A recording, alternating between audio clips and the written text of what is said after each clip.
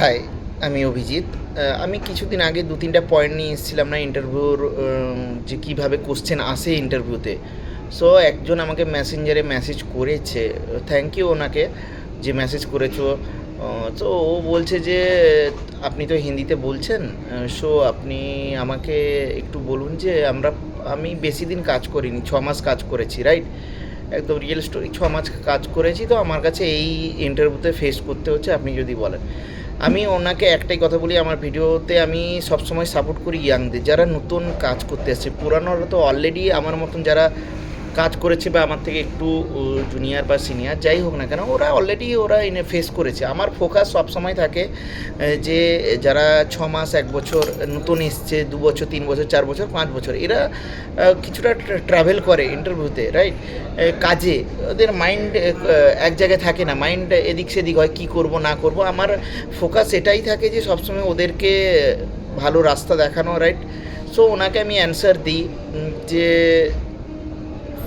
তুমি যে ডিপার্টমেন্টেই কাজ করছো না কেন, ওটা আমার সোজা একটা কথা, যে ডিপার্টমেন্টে কাজ করছো ওর নলেজটা নাও। আর ইন্টারভিউতে ফেস করতে গেলে প্রথম ওভার স্মার্ট আপনি হবেন না।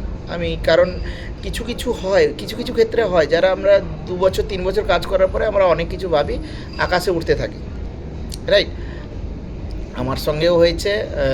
আমার যারা কালিগরা আছে তারাও যখন ইন্টারভিউ নেয়, যখন আমরা একসঙ্গে বসি, তারা বলে যে এরকম এরকম এখনকার ছেলেরা এইসব বলছে, আমরা কত কী করে আসছি। এটা বাস্তব কথা, এটা নিয়ে অস্বীকার করার কিছু নেই। আমার সঙ্গে যারা সিনিয়ররা আছে তারাও একমত হবে। সো 2 বছর 3 বছর আমি তাকে একটাই সোজা কথা বলি, তুমি জানো না যদি আমি কোনো কোশ্চেন আপনাকে করেছি, অ্যাজ এ তোমার সিনিয়র অপোজিট সাইডে যে বসছে সে তোমাকে বসছে, সোজা একটা কথা বলবো, স্যার আমার এ সম্বন্ধে কোনো ধারণা নেই বা এর নলেজ নেই, আমি শিখে নেব। এই ওয়ার্ডটা হচ্ছে বেস্ট ওয়ার্ড, এর থেকে বেশি কিছু হয় না। ওই ম্যানেজার হোক, ওই সেভ হোক, ও আপনাকে শেখাবে। আপনি যদি ওর টালমাটাল উত্তর দাও, স্যার এটা হতে পারে, মেবি এটা হতে পারে, এটা ভুল ধারণ।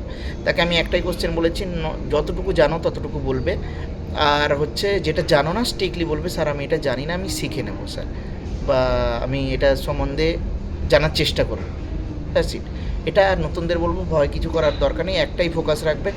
এম আপনাদের একটাই, ওয়ান এম, যে কাজটা করছো সেটাকে নিয়ে এগিয়ে যাও, যে কোনো ডিপার্টমেন্টে।